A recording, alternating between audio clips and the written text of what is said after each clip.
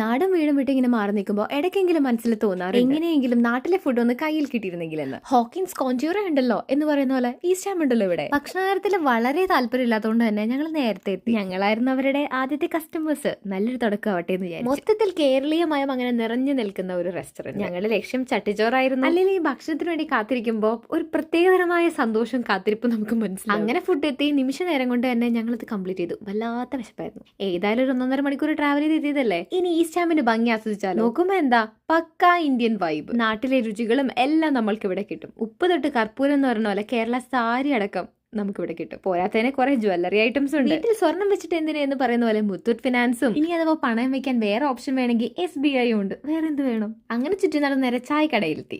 നല്ല ആവി പറക്കുന്ന ചായ, ചൂട് പഴംപൊരി, പിന്നെ എന്ത് വേണം? വിവിധ തരത്തിലുള്ള ചായ നമുക്കിവിടെ കിട്ടും. നിങ്ങളൊരു ചായ പ്രാന്തനോ പ്രാന്തിയോ ആണെങ്കിൽ ഇത് നല്ലൊരു ഓപ്ഷൻ തന്നെയാട്ടോ. അങ്ങനെ വയറ് നിറഞ്ഞ് മനസ്സ് നിറഞ്ഞ് നേരെ വീട്ടിലേക്ക്.